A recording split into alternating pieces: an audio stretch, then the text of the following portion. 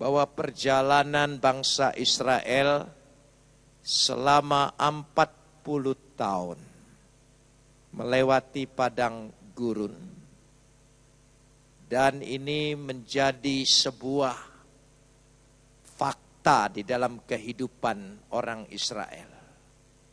Hampir seluruh nabi besar, nabi kecil mengutip perjalanan 40 tahun ini. Dan Musa sendiri tidak cukup mencatat kisah itu, peristiwa itu dalam kitab Keluaran, tetapi juga diulangin kembali dalam kitab Bilangan dengan rincian yang sangat penting sekali. Sehingga setiap kota, setiap tempat perhentian mereka tidak lupakan di sana. Dan ini merupakan fakta. Dari situ juga Yesus pun sering mengutip perjalanan bangsa Israel 40 tahun ini untuk mengingatkan kembali kerohanian mereka, iman percaya mereka. Bahkan rasul-rasul pun mengutip. Dan yang paling banyak mengutip adalah Rasul Paulus. Kenapa begitu penting momentum 40 tahun dalam perjalanan ini? Karena kalau dilihat perjalanan ini disebut perjalanan yang bodoh, memang bisa bodoh. Tapi sekaligus memiliki makna yang sangat fantastis sekali. Saya ingin membayangkan dan mengajak saudara peta perjalanan orang Israel. Kita lihat sejenak. Supaya kita bisa membayangkannya bagaimana peta perjalanan ini. Dari sejak mereka berada di sini, yaitu disebut Rameses, ya Rameses.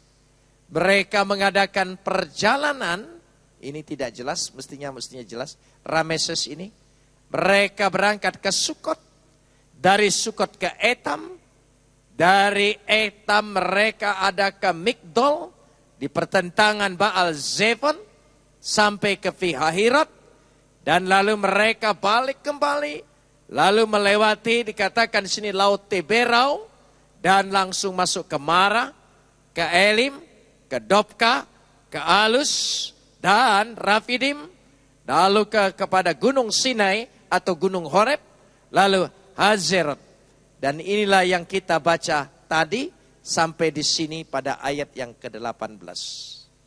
Kalau saudara perhatikan di sini, dari sejak Rameses ini, kalau mereka berangkat di sini, lalu melalui jalur perjalanan ini ke Gaza. Dan Gaza mereka bisa menyeberang masuk ke Berseba, tanah Kanaan. Itu hanya 400 kilometer. Berarti Jakarta Semarang. Jakarta Semarang, kalau jalan kaki kira-kira sepelan-pelannya, hanya 1 bulan. Tetapi kok bisa mereka berputar-putar selama 40 tahun. Kalau mereka seumpamanya dari Sukot, jalur yang kedua dikatakan di sini, langsung ke Berseba, itu hanya 450 kilometer. Berarti kalau saya hitung tidak salah, Jakarta Blora barangkali, dan tidak terlalu lama. Tapi mengapa mereka harus berputar di sini saja, lalu sampai di sini, terus ke sini? Saudara perhatikan di sini. Setelah mereka sampai di sini, kenapa mereka tidak langsung saja ke sini, langsung ke lembah Moab? Tapi mereka harus berputar kembali ke sini. Setelah sampai di sini, kenapa mereka tidak terus saja ke tanah Negeb dan bisa langsung masuk? Kenapa harus berputar-putar seperti itu selama 40 tahun. Mengapa demikian? Saya ingin mengawali dulu supaya kita ada bayangan dan sekaligus kalau saudara yang sudah mendengar hari Minggu dihafalkan, diingatkan kembali. Karena ketika Tuhan menciptakan manusia, lebihnya manusia dari makhluk ciptaan Tuhan yang lain adalah manusia diberikan kehendak bebas. Itu bedanya. Tuhan tidak menyesal menciptakan manusia ini. Memiliki karakter yang sama dengan Tuhan. Dikatakan hampir sama seperti Tuhan. Menurut gambar dan rupa Tuhan. Dari situlah keistimewaan manusia. Sementara Tuhan sendiri punya kehendak di atas segala kehendak manusia. Dan Tuhan tidak ingin memaksakan kehendak Dia kepada kehendak manusia ini. Sehingga manusia seolah-olah menyerah.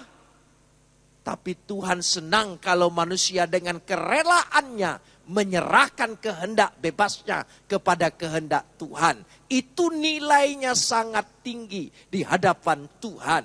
Itulah yang disebut iman dan percaya. Dan untuk mengakurkan antara dua kehendak ini, dengan jutaan umat yang dipimpin oleh Musa dan Harun, memakan waktu 40 tahun. Menurut saya, itu cukup waktunya. Kadang-kadang kita seumur hidup pun tidak pernah seiring, sejalan dengan kehendak Tuhan. Kehendak kita selalu bertentangan dengan kehendak Tuhan. Tapi dari sejak Rameses, kembali lagi kepada peta tadi. Dari sejak Rameses, di sini mereka, umat Israel, mengalami masa-masa penderitaan, penindasan yang sulit. Mengapa demikian? 1446 sebelum Masehi. Sampai 1406. Mereka berjalan 40 tahun. Mereka ditawan di sini. Dan Rameses pernah mengalami masa yang paling paceklik. Masa yang sulit. Kekurangan air. Sehingga mereka harus dipindahkan ibu kotanya ke Tanis. Tapi orang Israel tidak boleh pindah. Dia ditawan di situ. Mengerjakan pekerjaan kasar. Sehingga penindasan begitu memerikan mereka. Itu sebabnya ada ayat dalam kitab Keluaran. Jeritan mereka telah sampai kepada Tuhan. Karena saking menderitanya. Setelah Paskah, Pesah bagi orang Yahudi. Pesah orang Yahudi mengorbankan domba. Memercikan darah di pintu-pintu rumah mereka. Supaya malapetaka berlalu. Dan mereka tidak ditimpa itu. Sehari setelah Paskah, mereka keluar, dibebaskan oleh Tuhan. Apalagi kita yang mengalami Paskah, karena Yesus Kristus sudah mati buat saya dan saudara. Pasti Dia sanggup membebaskan dari segala belenggu, dari segala ikatan, dari segala penindasan, dari segala penderitaan. Darah Yesus punya kuasa untuk kehidupan kita. Amin, saudara. Itu penting sekali. Dan mengapa perjalanan dari Rameses sampai ke lembah Moab. Dari lembah Moab mereka akan masuk nanti ke Gilgal. Kota yang pertama mereka masuki di tanah Kanaan. Ada 42 tempat perhentian. Sekali lagi, ada 42 tempat perhentian. Saudara bisa baca itu di dalam Bilangan pasal 33. Satu pasal itu, saudara akan hitung di situ. Ada 42 tempat perhentian mereka. Selama 40 tahun. Karena itu angka 40 tahun menjadi peringatan bagi orang Yahudi. Adalah angka pencobaan. Hidup ini diumpamakan dari semua perjalanan ini adalah seperti sebuah perjalanan. Hidup itu adalah sebuah perjalanan. Kita harus melangkah maju. Dari 42 ini saudara bisa baca. Ada 42 kata, maka berangkatlah mereka. Bahasa Indonesianya, maka berangkatlah mereka, maka berangkatlah mereka. Saudara hitung, ada 42 kata itu. Bahasa aslinya, wayis'u, maka melangkahkanlah kaki mereka ke depan. Wayis'u, maka berangkat, melangkahkan kakinya ke depan. Hidup itu beragaikan perjalanan. perjalanan itu, hidup itu tidak boleh berhenti di satu tempat. Dia harus berjalan, melanjutkan terus perjalanan. Wa yis'u, melangkahkan kakimu ke depan. Apapun yang pernah terjadi, pasti hidup ini pernah melalui banyak peristiwa, banyak kejadian. Suka tidak suka, pasti saudara pernah mengalami hal-hal yang seperti itu. Tapi percayalah, dari kata wa yis'u ada 42 kata wa yahanu. Wa yahanu. Maka berkemahlah mereka. Kata berkemah, yang namanya kemah tidak pernah tetap. Kemah itu tempat sementara. Karena itu diterjemahkan dalam bahasa Indonesia persinggahan sementara. Hidup ini bagaikan perjalanan. Segala peristiwa yang pernah kita alami, yang pernah kita lalui, yang menjadi pengalaman kita, itu semua hanya sekedar persinggahan sementara. Amin, saudara. Jangan terpaku dengan satu kejadian, dengan satu peristiwa, dengan satu pengalaman yang menyakitkan hidupmu sekalipun. Percayalah, itu hanya persinggahan sementara. Wayahanu. 40 adalah angka pencobaan. Hidup ini perjalanan. Yang dilalui semua adalah pencobaan. Pencobaan itu bukan hanya sekedar ketika kita kekurangan. Ketika kita diberkati, hati-hati, itu juga berupa pencobaan. Karena itu kita harus sungguh-sungguh menyadarinya. Dari 42 perjalanan ini, 42 dibagi 6 trip. 6 trip. Jadi ada 6 trip perjalanan. Kenapa dibagi oleh orang Yahudi 6 trip? Karena ini perjalanan kehidupan manusia. Angka 6 itu adalah angka manusia. Karena manusia itu tidak sempurna, nilainya hanya sampai 6. Sementara Tuhan angkanya 7. 7 itu adalah sempurna buat Tuhan. Jadi 6 kali 7, 42. Setiap trip ada 7 perhentian. Ya, 7 perhentian kali 6 jumlahnya 42. Saudara, artinya apa? Dalam perjalanan hidup manusia, untuk menjalani perjalanan selama 40 tahun sebagai angka pencobaan, asal ada Tuhan dalam setiap peristiwa, setiap kejadian, pasti saudara dapat melaluinya. Kalaupun dalam satu persinggahan ada sesuatu kejadian, masalah, pergumulan, problem. Tapi karena ada Tuhan, Tuhan sanggup mengubahnya. Ada 6 trip. Saya ingin katakan. Trip yang pertama sudah saya sampaikan, saya ingin ulangi kembali. Nanti kita masuk pada trip yang kedua. Saudara, ternyata fakta. Jadi perjalanan 40 tahun ini secara sejarah dapat dibuktikan itu merupakan fakta perjalanan orang Yahudi memasuki tanah perjanjian. Karena itu fakta ini harus diaktualisasi. Kalau fakta itu diaktualisasi, maka memiliki arti, makna, pengalaman spiritual. Kerohanian kita. Dan yang kedua, kalau fakta itu diaktualisasi, maka dia memiliki makna ritual.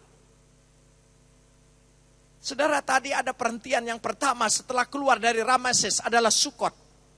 Sukot menjadi perayaan orang Yahudi. Sukot itu tempatnya lembah. Lembah yang luas. 64 kilometer dari Rameses. Lalu lembah yang luas seperti itu. Itulah hari yang pertama mereka keluar dari penindasan, perbudakan, penderitaan yang begitu lama. 430 tahun lamanya. Lalu mereka sukacita. Mereka mendirikan pondok-pondok semua di lembah itu. Dan pondok itu artinya suka. Tetapi karena banyak pondok, jamak Sukot. Karena itu sampai hari ini selalu diingatkan secara ritual oleh orang Yahudi. Hari raya Pondok Daun. Sukot, saudara, adalah merdeka.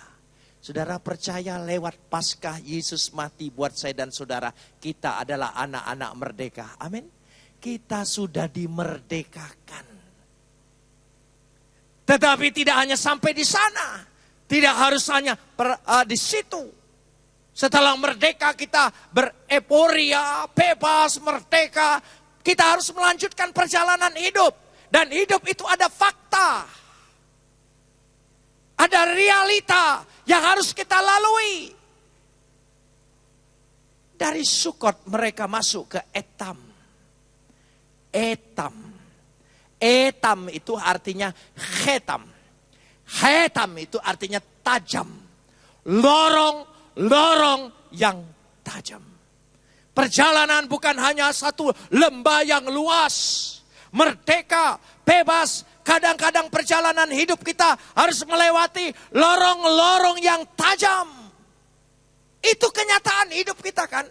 Makanya fakta yang diaktualisasi harus memiliki aplikasi di dalam diri kita. Ada aplikasi. Jadi rupanya ini perjalanan hidup manusia. Kita merasa ada kelegaan, ada kemerdekaan, ada kebebasan, ada kelepasan yang Tuhan berikan. Amin. Tapi hidup ini ada realita. Kadang-kadang kita harus lewat lorong-lorong yang tajam. Memerlukan perhatian, kehati-hatian, kesadaran, kewaspadaan. Dan sampailah mereka di Etam. Dari Etam mereka sampai ke Fi-hahirot. Fi itu mulut, Hirot itu jurang. Berarti mereka melewati mulut jurang. Hidup ini kadang-kadang betul-betul pernah menghadapi lewat jurang-jurang yang kadang-kadang siap menerkam kita. Itu hidup. Hidup ini penuh bahaya. Hidup ini banyak ancamannya. Hidup ini banyak musuhnya. Nafsu kita sendiri adalah musuh. Kesehatan, penyakit, kemiskinan, kerugian, bencana, perang. Banyak sekali musuh-musuh dari kehidupan kita ini. Terlalu banyak. Makin modern teknologi kedokteran. Bukan berarti penyakit makin berkurang. Bahkan makin bertambah. Mestinya kan kalau teknologi kesehatan itu melampaui dan hebat. Penyakit makin berkurang mestinya kan. Tapi kenapa penyakit makin bertambah? Ditemukan ini, ditemukan ini, ditemukan ini. Apa hidup itu bukan bahaya? Pi-hahirot. Saudara, dari Pi-hahirot mereka harus menyeberangi Laut Teberau. Laut Teberau itu satu danau yang besar yang menyambung ke Laut Tengah. Dari Laut ke Tengah mereka lewat di situ. Karena dikejar oleh tentara Fir'aun. Mereka tidak berdaya. Mereka sudah di pinggir jurang. Mereka harus kembali ke Migdol. Dikejar lagi. Kenapa Tuhan suruh kembali ke Migdol? Supaya mereka tidak terjebak di jurang itu. Tetapi mereka terjebak di Laut Teberau. Bagi Tuhan tidak ada yang mustahil. Mereka dapat melewati laut itu karena Tuhan membelah laut. Bersama Tuhan apapun yang kau hadapi, selalu Tuhan sanggup memberikan jalan keluar. Kelepasan. Jalani hidup. Jangan takut. Wa yis'u, melangkah. Kita tidak tahu hari esok apa bahaya yang mengancam kita. Kita tidak tahu kerugian apa, krisis apa yang bakal terjadi dalam hidup kita. Kita tidak tahu, tapi jangan takut. ada Tuhan bersama kita. Apapun yang kita hadapi, Dia sanggup melindungi kita. Dia sanggup berbuat sesuatu yang tidak pernah kita kepikirkan sekalipun. Dia sanggup berbuat menolong kita, memberikan kelepasan, jalan keluar dalam hidup kita. Laut Teberau di seberang, sehingga mereka dapat beristirahat di tepian Teberau di sebelah sana. Setelah mereka berangkat ke tepian Teberau, mereka berjalan lagi melewati Mara. Mara itu artinya pahit, kepahitan. Jadi kata yang tepat, Mara itu adalah kepahitan sekaligus kebencian. Kepahitan dan kebencian. Saudara, saya ingin tanya, kita hidup berapa lama? Apa tidak pernah mengalami kepahitan hidup? Apa tidak pernah hidup kita ini dibuat orang menjadi sangat pahit, sehingga kita dikuasai oleh kebencian, dendam? Pasti kita pernah mengalami kepahitan, marah, harus dilewati. Itu realita hidup. Pasti banyak hal. Kadang-kadang kita pahit bukan oleh orang jauh. Orang yang paling dekat, yang berjanji mengasihi kita pun kadang-kadang membuat hidup kita menjadi pahit. Itu realita, itu kenyataan hidup kan? Itu yang kita rasakan. Sehingga timbul dendam, timbul kebencian. Mungkin kadang-kadang kita bukan benci dengan orang itu, benci dengan hidup kita. Mengapa hidupku punya nasib seperti ini? Salah apa aku? Apa kita harus percaya dengan hukum karma? Saudara, seringkali kita bertanya. Tapi kepahitan, saudara lihat peristiwa air yang pahit. Siapa yang mengubah menjadi manis? Ada Tuhan. Katakan bersama, ada Tuhan. Katakan lagi. Tuhan sanggup mengubah marah yang pahit menjadi manis. Amin saudara. Saudara percaya hidupmu sanggup diubah. Karena kata marah, kepahitan artinya sama dengan kebencian. Kalau saudara ingin dirubah hidupmu dari pahit menjadi manis, jangan menyimpan dendam. Sekali lagi, jangan menyimpan dendam. Sebab dendam itu makin memahitkan hidupmu. Bukan melepaskan engkau, membebaskan engkau, memulihkan engkau. Tidak. Tambah pahit. Serahkan dengan Tuhan. Sehingga tidak ada kebencian. Supaya Tuhan sanggup mengubah menjadi manis. Lanjutkan hidup. Saudara mau lanjutkan hidup? Walaupun pernah mengalami kepahitan. Dibuat orang sangat pahit hidupmu. Percaya Tuhan sanggup mengubah itu menjadi manis. Dan kita akan melanjutkan perjalanan ke Elim. Elim. Di Elim, saudara bisa baca.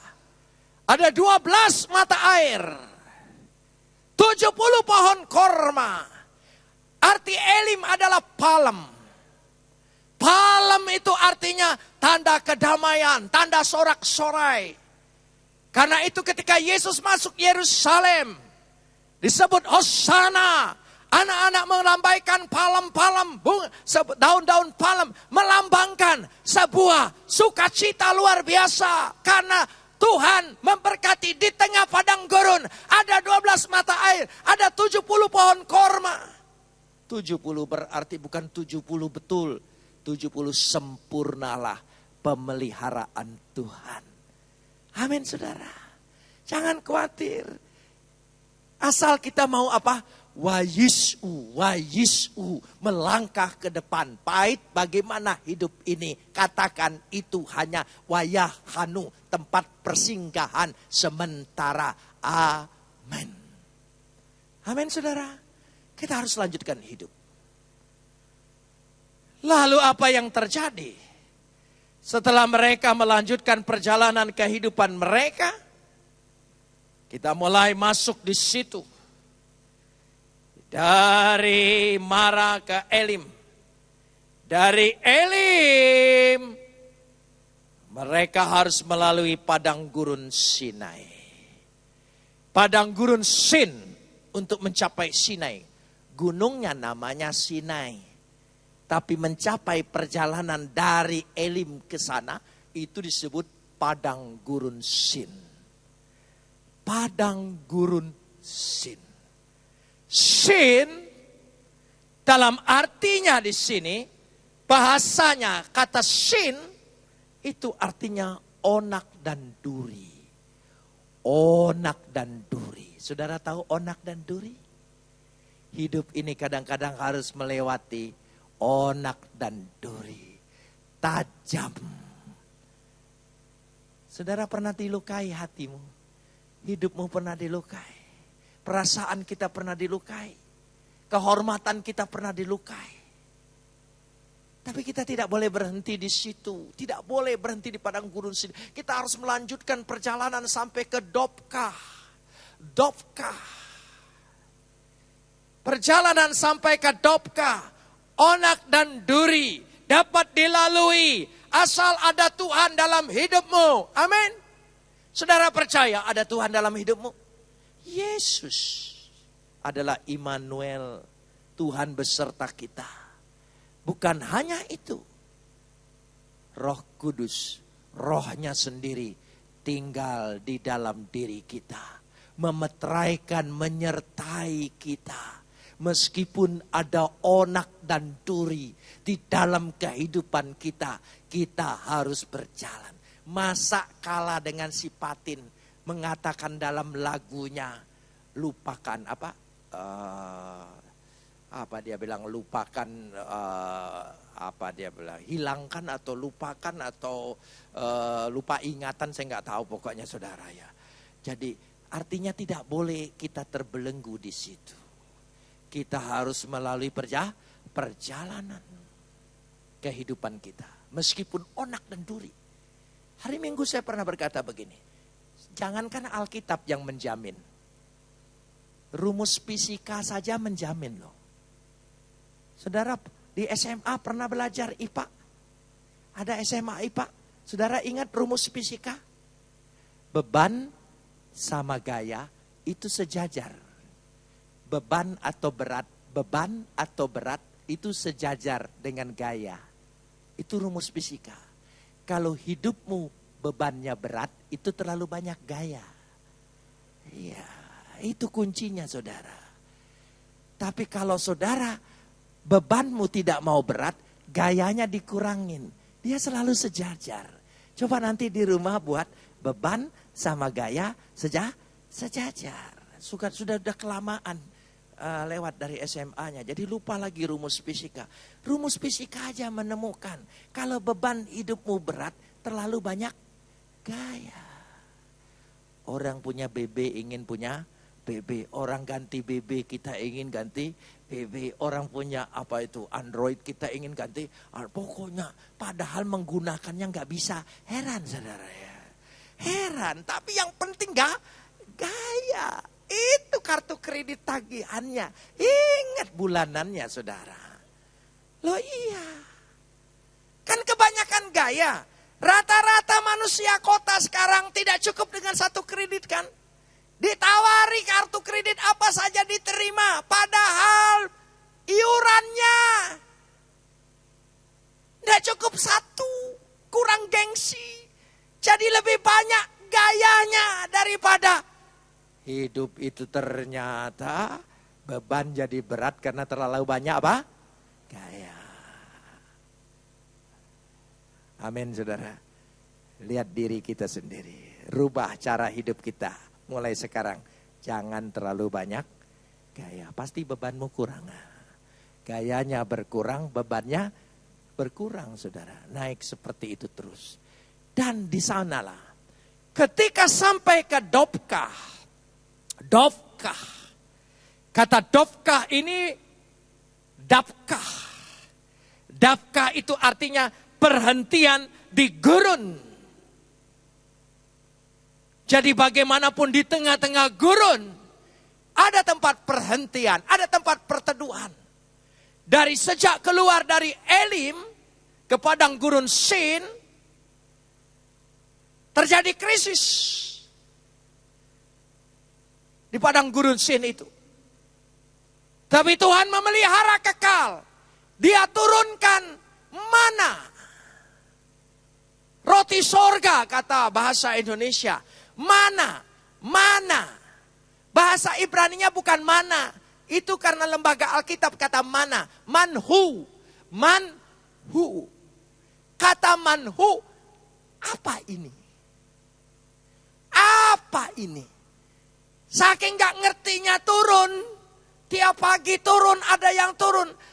Ketika bangun orang Israel, manhu. Jadi nama. Mana?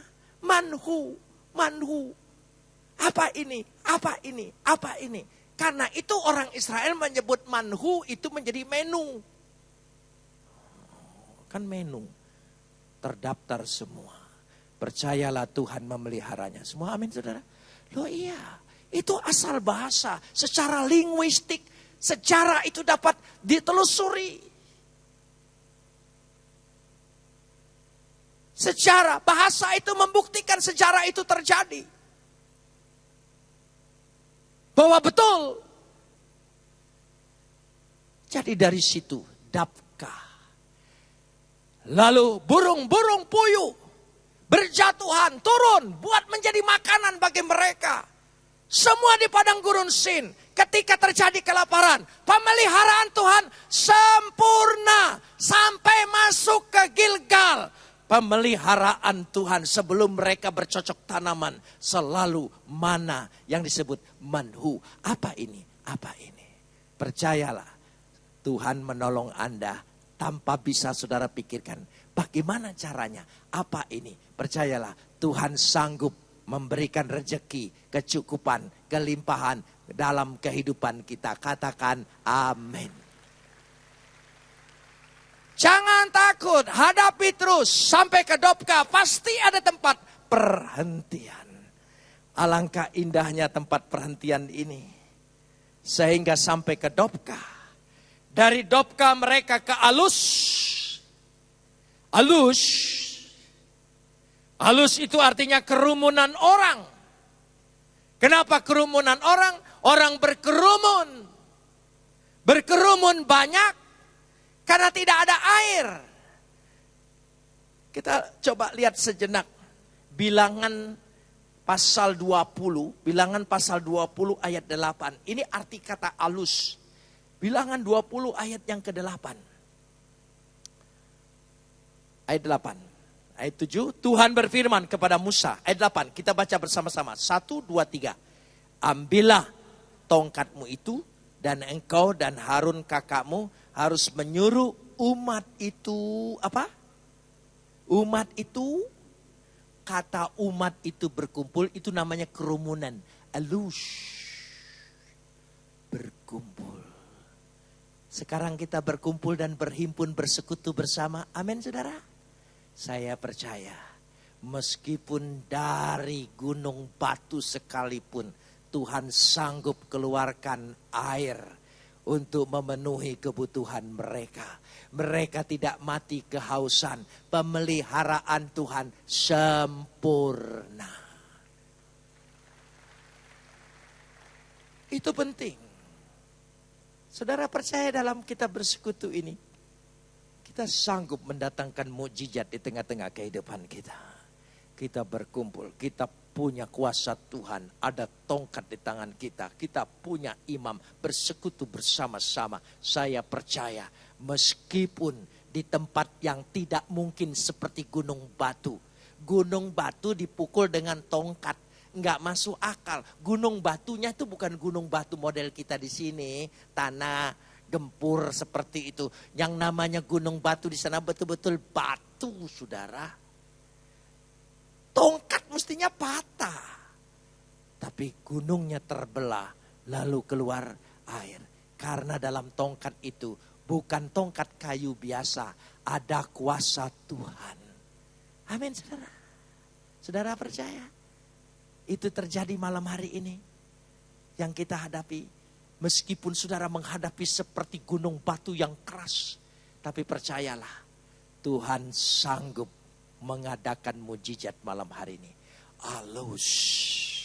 Kita berkerumun, berkumpul, bersekutu di sini. Bukan sekedar kumpulan biasa, kumpulan RW, RT.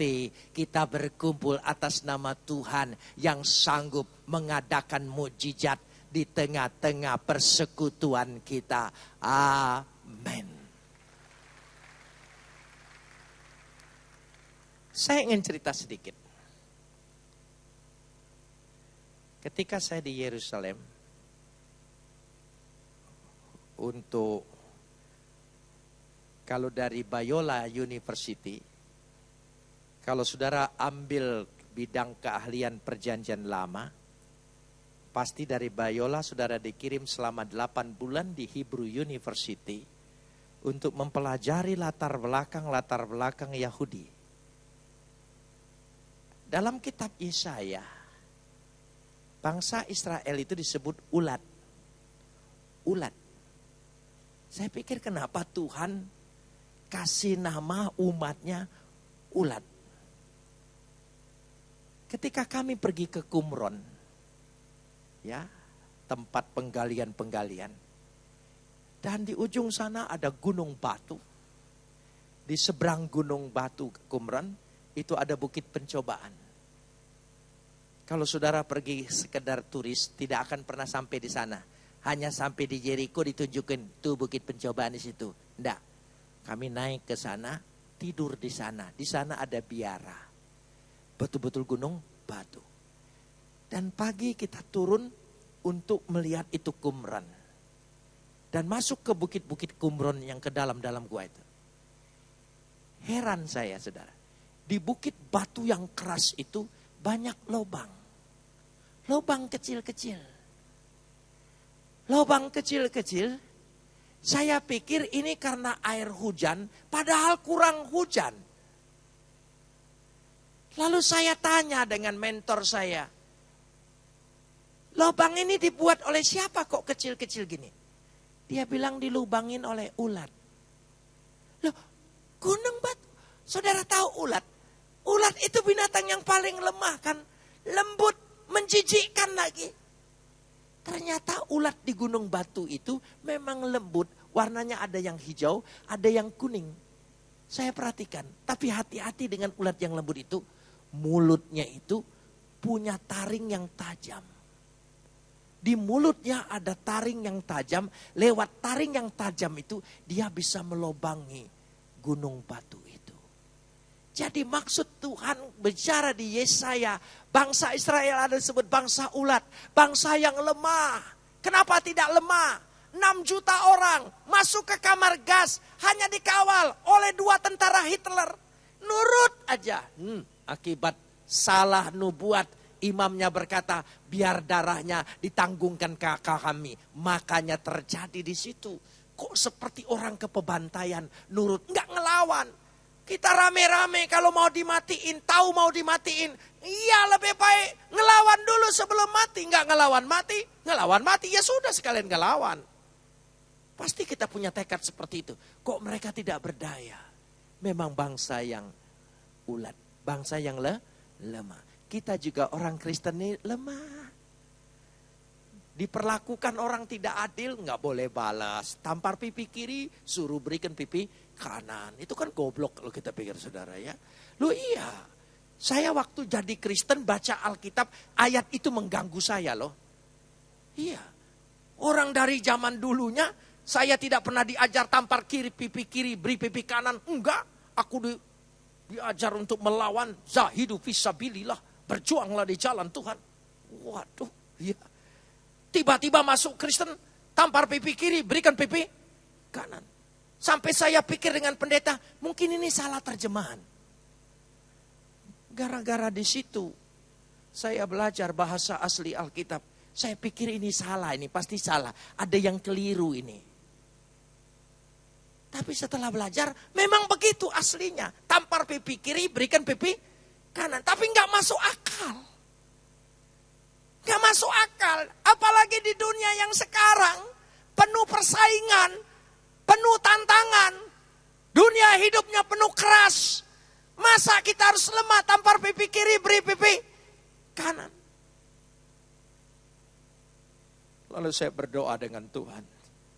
Tuhan, gimana kira-kira ayat ini, satu ini aja aku gak bisa laksanain. Yang lain aku bisa laksanain, tapi ayat ini kayaknya aku gak bisa terima ini. Ini kayaknya agak kurang cocok dengan dunia zaman sekarang ini. Tampar pipi kiri, beri pipi kanan. Tuhan, bagaimana kalau ayat ini boleh enggak spesial untuk saya rubah. Tampar pipi kiri, balas tangan kanan, kan enak. Loh iya kan? Tampar pipi kiri, balas tangan kanan. Itu cengli, saudara ya. Masuk akal. Tapi ini enggak cocok rasanya. Ya.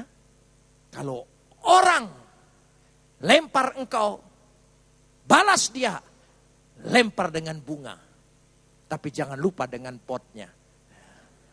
Loh iya, kan itu cocok seperti itu, saudara. Lalu Tuhan jawab. Tapi jawabnya tidak melalui telinga, cukup di pikiran saya dibukakan, lalu dia berbicara di hati. Saya hamba Tuhan yang punya karunia enggak hebat-hebat seperti hamba Tuhan yang lain.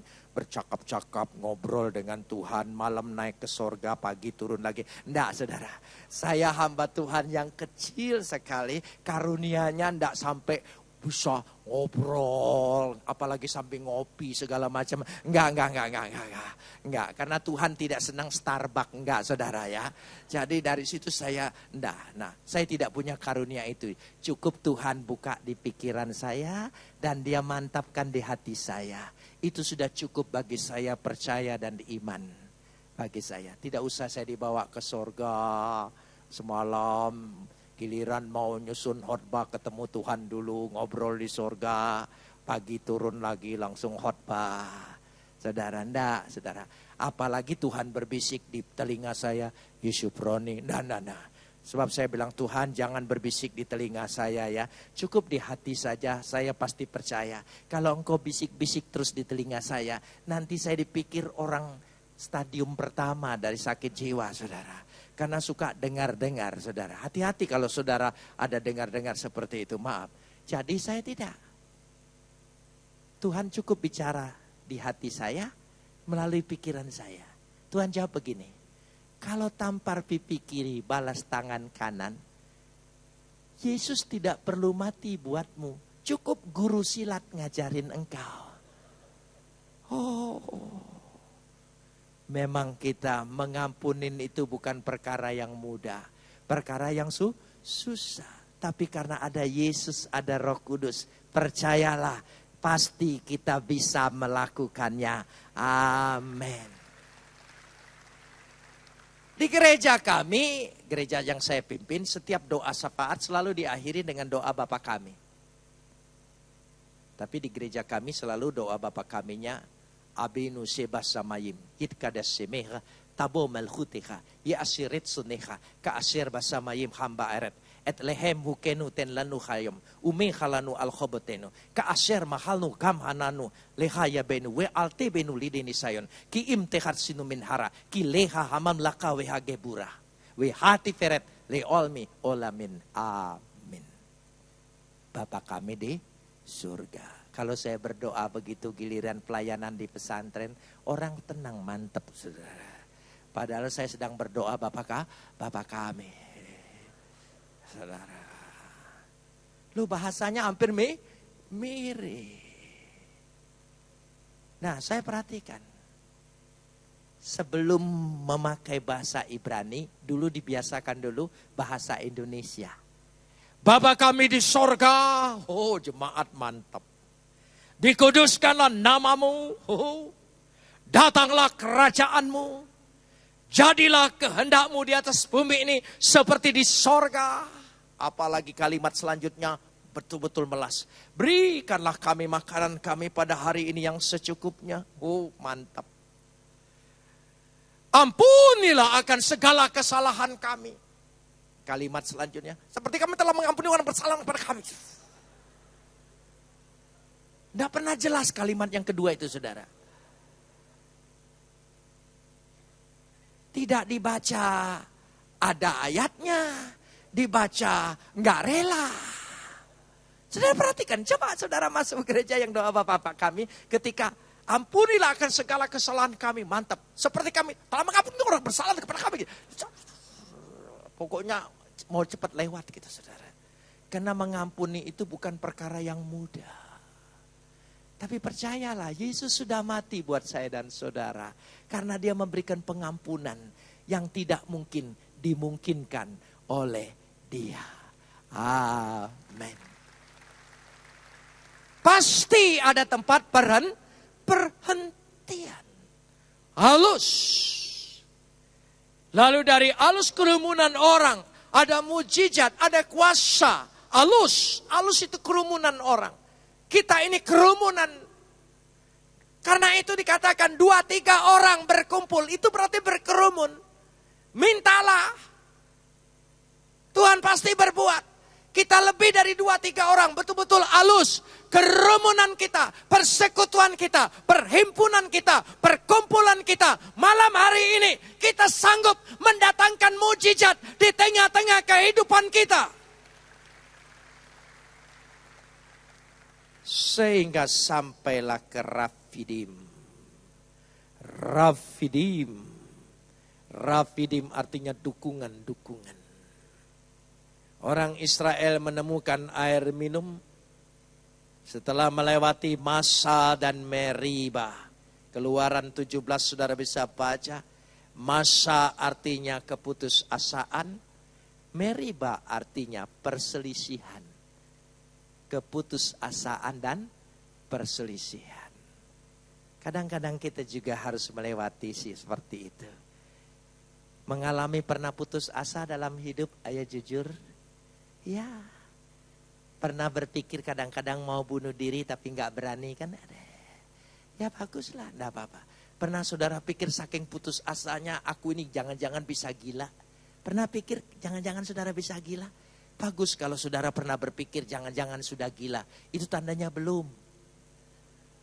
Kalau saudara tidak pernah pikir jangan-jangan sudah gila. Itu sudah gila saudara. Sebab orang mabok tidak pernah ngaku mabok. Orang gila tidak pernah ngaku gila. Saya waktu KKN-nya menjadi mahasiswa. Karena saya di Bandung. Jadi KKN saya itu di rumah sakit jiwa. Karena memang sekolahnya bidangnya itu. Bukan sekolah jiwa, sakit jiwa bukan saudara. Jadi di Jalan Riau itu ada rumah sakit jiwa di Bandung. Jadi kita membantu dokter masuk sana. Kebetulan rumah sakit jiwa Riau itu di tengahnya itu halaman luas. Kalau musim hujan suka banjir. Dan orang-orang gila itu ambil sapu pada mancing. Wah dapat katanya. Tarik. Yang temannya ikut lagi. Sesama gila kompak. Heran saya. Orang gila kok bisa kompak bikin cerita. Wah ini ikannya besar, tolong. Temannya juga, nolong, ayo tarik, gede. Gitu. Lalu dokter yang mimpin kami, lalu sama-sama ingin akrab dengan orang gila. Lalu nanya, sudah dapat ikan berapa? Gitu. Orang gilanya melongo semua gitu. Gila kali, masa di sini ada ikan katanya. Lah, heran saudara. Giliran ditanya sadar dia saudara ya. Giliran lepas, nah itu. Hati-hati saudara ya. Kadang-kadang kita gila, kadang-kadang kita Nah jangan-jangan sampai kita juga seperti itu saudara. Hidup ini penuh perselisihan. Keputusasaan. Rumah tangga, gereja, perkumpulan. Sering kali juga mengalami perselisihan. Masa dan Meriba di Rafidim. Karena itu musuh Amalek terjadi di sana. Menyerang. Karena kita tidak bersatu. Kita hanya mementingkan diri sendiri. Kepentingan sendiri. Bukan kemuliaan nama Tuhan. Kenapa sih ngotot banget? Hanya urusan pelayanan, hanya urusan pekerjaan Tuhan. Kehormatan dan kemuliaan adalah milik Tuhan. Amin saudara. Ya, ngalah sedikit nggak apa-apalah. Ngalah banyak juga boleh ya. Dari situlah, itulah Rafidim. Tetapi Musa naik ke atas gunung, berdoa, mengangkat tangannya. Kalau tangannya terangkat, Yosua, bangsa Israel melawan Amalek, menang. Kalau tangannya turun, kalah. Kalau kita kalah, itu tandanya kita kurang berdoa. Gak usah cari-cari. Itu penting. Lalu Harun dan Hur menopang tangan Musa. Lalu mereka menang. Mari dalam urusan doa kita topang semua imam-imam yang ada di gereja ini untuk tekun berdoa. Amin saudara. Topang dia. Kalau kita tidak menopang, dia capek, tangannya turun, maka bangsa Israel kalah diserang orang Amalek. Dia dapat mengalahkan bangsa Amalek karena ada kerjasama para imam, yaitu ketika Musa mengangkat tangan, ditopang oleh Harun, ditopang oleh Hur. Itulah peristiwa yang ada di Rafidim. Rafidim. Peristiwa-peristiwa itu terjadi. Sehingga dengan demikian setelah dari Rafidim, mereka mulai masuk ke padang gurun Sinai. Di padang gurun Sinai atau gunung Horeb, yang disebut semak belukar tadi, Sinai itu hampir sama dengan Sin. Mereka sampai kepada Kibrot Ta'awah. Kibrot Ta'awah, Kifrot Ta'awah. Atau dengan kata lain Tabera. Tetapi sesungguhnya kata Kibrot Ta'awah adalah kuburan. Kuburan. Kenapa kuburan? Tapi kata Kibrot Ta'awah, kuburan nafsu. Kuburan nafsu. Mari, nafsu-nafsu kita juga perlu dikubur. Supaya kita tidak hidup dikuasai oleh nafsu. Nafsu itu harus dikendalikan. Nafsu itu harus dikuasai.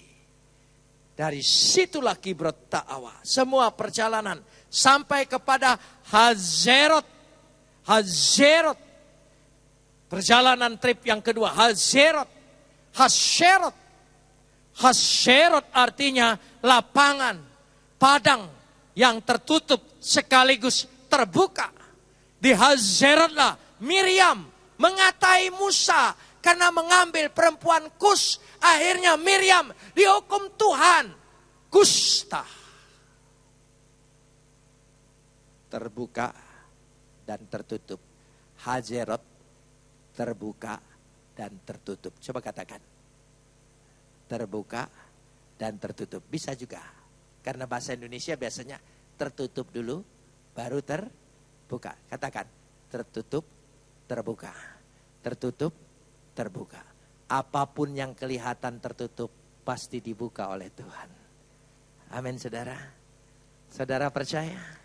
Kayaknya tidak ada jalan. Kayaknya semua tertutup. Tapi pasti Tuhan mampu buka jalan. 99 jalan tertutup. Sebutkan. Jalan tertutup. Ada berapa? Yang terbuka? Jangan beriman satu. Ada 1000 jalan yang Tuhan buka. Itu bahasa Indonesia. 99 jalan tertutup. Ada 1 jalan terbuka. Kecil banget saudara ya. Kita sekarang rubah 99 jalan tertutup. Ada 1000 jalan terbuka bagi Tuhan. Itu artinya Hazerot. Kalau saudara mengerti arti Hazerot. Artinya segala yang tertutup pasti banyak yang terbuka. Saudara percaya malam itu terjadi?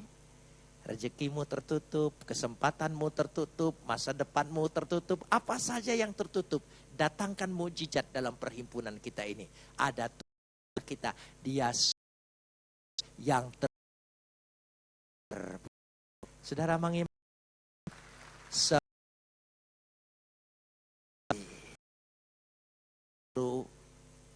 trip yang kedua.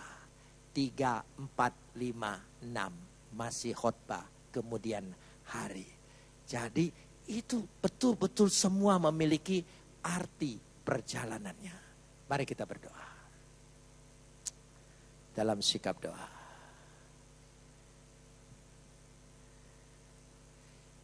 Kita naikkan pujian. Terkadang kita merasa tak ada jalan terbuka.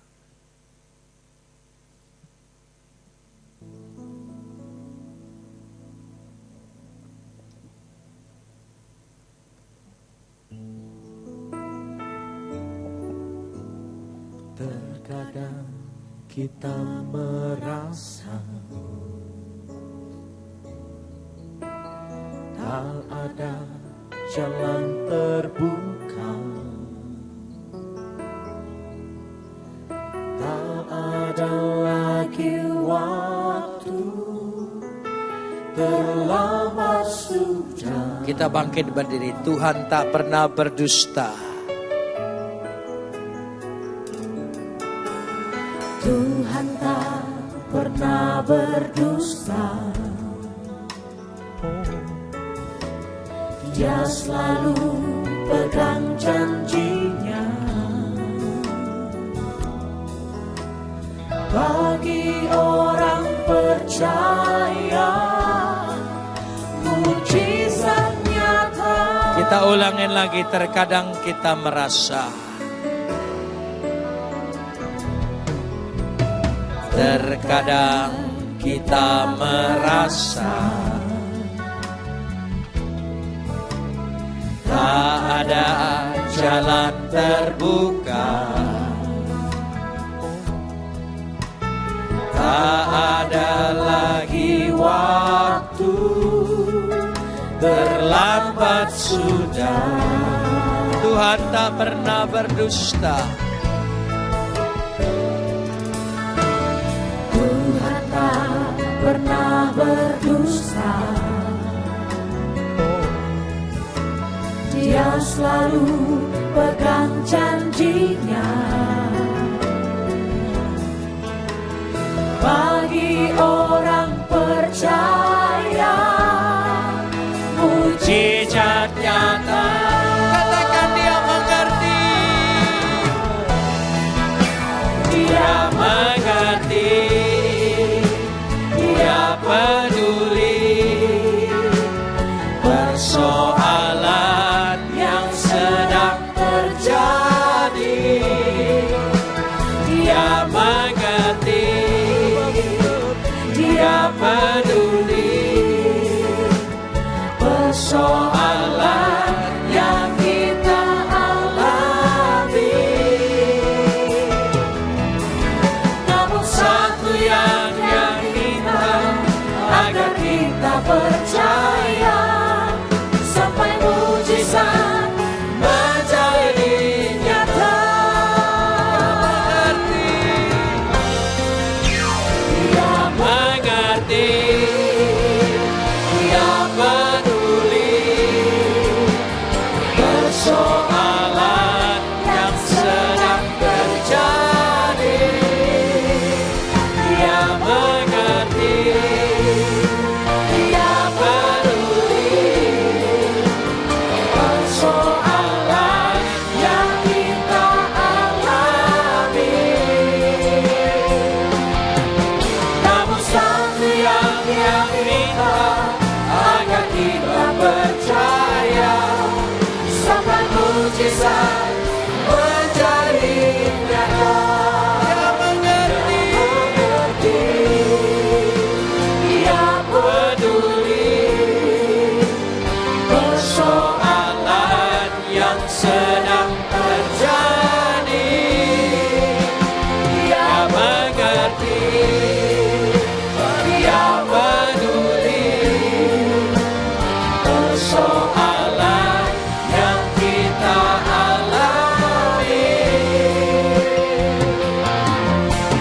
satu yang Dia minta agar kita percaya sampai mujizat menjadi nyata.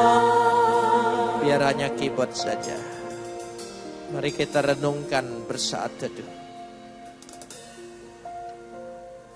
Perjalanan bangsa Israel di padang gurun 40 tahun adalah fakta. Tapi sabda ini sebagai wahyu, fakta ini mari kita aktualisasi dalam kehidupan kita. Ketika kita aktualisasi, dia menjadi kekuatan spiritual kita, kerohanian kita. Iman kita bertumbuh karena ada Tuhan. Setiap masalah, setiap tempat persinggahan, tidak pernah Tuhan tinggal diam. Selalu ada perbuatan-perbuatan Tuhan yang ajaib. Apa saja yang kita lalui dalam hidup ini, pahit, getir, tajam, perselisihan, kebencian, kepahitan, semuanya dapat diubah oleh Tuhan. Kita dapat lalui itu semua. Jangan berhenti di satu tempat. Jangan trauma dengan segala sesuatu yang pernah terjadi menimpa kehidupan kita. Pasti Tuhan akan menghantarkan. Hazerot, apapun yang tertutup, pasti Tuhan buka. Percayalah, lanjutkan perjalanan terus hidup kita ini. Mari kita aktualisasi. Kita aplikasikan ayat ini dalam kehidupan pribadi-pribadi kita. Bahkan menjadi ritual. Sehingga seluruh kisah itu memiliki makna yang mendalam bagi pertumbuhan, perkembangan rohani kehidupan bangsa umat Israel. Juga menjadi perkembangan, pertumbuhan kita. Karena ada Yesus dalam hidup kita. Ada Roh Kudus. Apapun yang kita hadapi, wa Yesu, mari kita melangkah ke depan. Kita angkat kedua belah tangan kita. Biar jemaat saja berkata, Dia mengerti.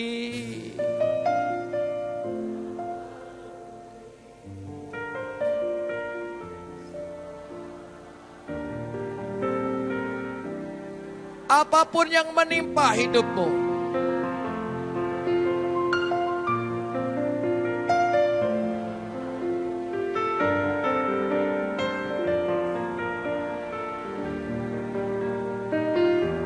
kita ulangi, Dia mengerti, kita ulangi. Dia mengerti. Dia peduli.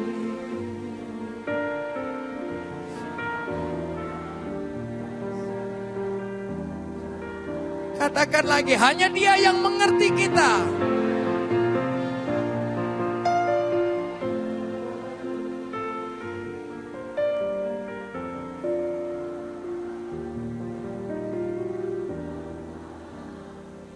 Namun satu yang Dia minta. Namun satu yang Dia minta, agar kita percaya sampai mujizat menjadi nyata. Namun satu yang Dia minta. Namun satu yang Dia minta, agar kita percaya sampai mujizat menjadi nyata. Namun satu yang Dia minta, agar kita percaya sampai mujizat menjadi nyata. Mari kita sembah Dia. Terima kasih.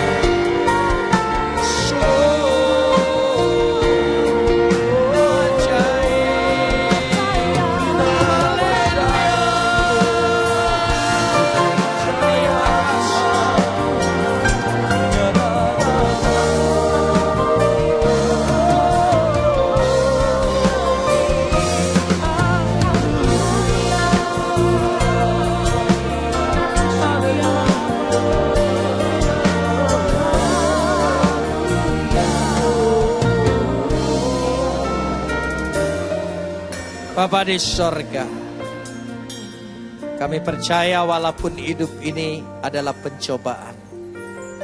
Sering kami melalui peristiwa demi peristiwa. Suka atau duka. Senang atau susah. Tapi kami percaya karena ada Tuhan senantiasa. Apapun yang Tuhan izinkan terjadi dalam hidup kami, Tuhan sanggup mengubah keadaan itu. Kepahitan pun diubah menjadi manis. Dan itu terjadi berulang-ulang. Apa yang tertutup Tuhan sanggup buka. Meskipun kami harus melewati lorong-lorong yang gelap dan tajam. Bahkan sampai ke mulut jurang sekalipun. Bahkan sampai kepada laut yang seolah-olah tidak ada jalan. Tapi Tuhan sanggup membelah itu semua. Perjalanan ini membuktikan Tuhan tidak pernah meninggalkan kami umat-Mu. Apalagi ada Yesus, Immanuel, Tuhan beserta kita. Kita sanggup melalui itu semua. Terima kasih Bapa. Kami percaya perhimpunan kami sanggup mendatangkan mujizat itu terjadi dalam kehidupan kami. Di tengah-tengah persekutuan kami. Terima kasih Bapa. Dalam nama Yesus, yang percaya katakan bersama. Amin.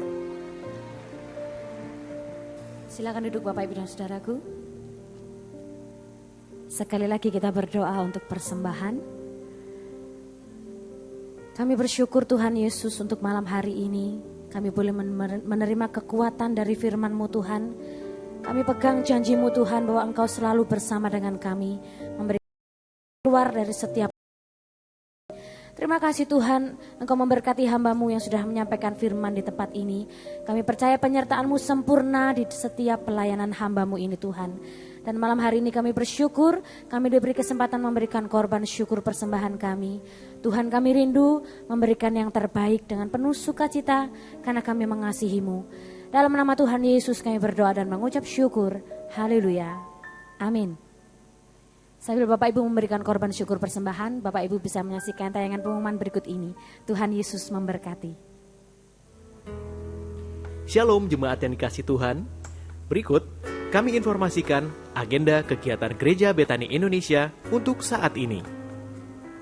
Jemaat terkasih, untuk lebih mempersiapkan diri dalam mengikuti kebaktian serta mempersiapkan hati menerima firman Tuhan, dianjurkan untuk hadir sebelum ibadah dimulai. Begitu juga untuk tidak segera meninggalkan ruang ibadah sebelum doa berkat diberikan. Dengan demikian, ibadah tetap berlangsung hikmat hingga selesai. Hadirilah doa pagi dan KKR doa setiap Sabtu di Geraha Betani Nginden yang akan dilayani oleh Bapak Gembala Abraham Alex Tanusaputra.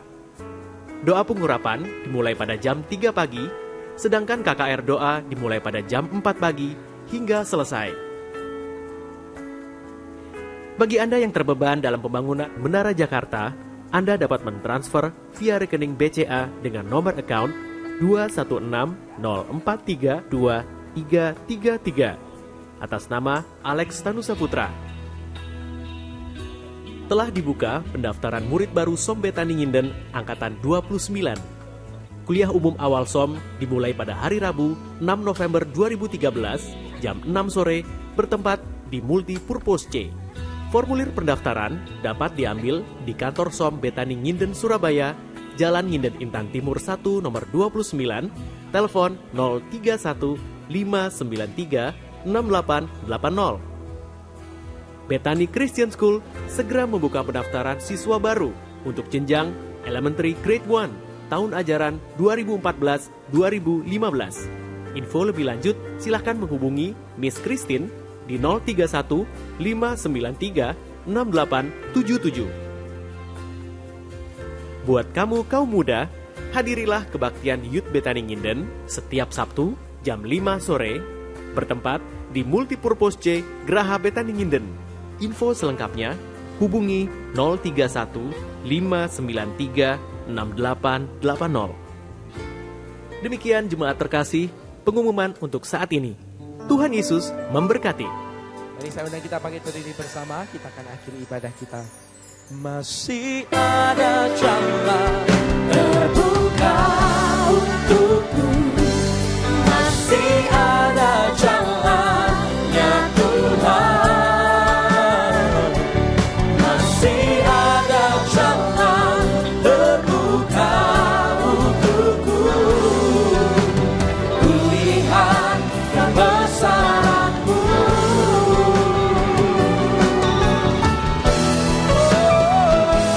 masih ada jalan terbuka untukku, masih ada jalannya Tuhan, masih ada jalan terbuka untukku. Kulihat kebesaran-Mu, kulihat kebesaran-Mu, dan kulihat kebesaran-Mu.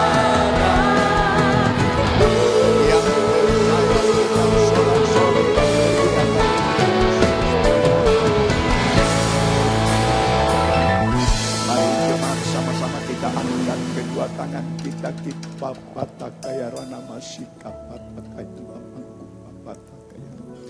Jemaat yang dikasihi Tuhan, terimalah anugerah rahmat daripada Bapa, kasihnya dalam Yesus, kekuatan kuasanya dalam Rohnya yang kudus, untuk terus menaungi, membimbing, menyertai, dan memberkati kita semua sepanjang malam ini hingga Maranatha Yesus datang, bahkan sampai selama-lamanya. Dalam nama Yesus, semua yang percaya bersama-sama dengan saya berkata, Amin. Selamat malam, Tuhan Yesus sertai dan berkati saudara semua.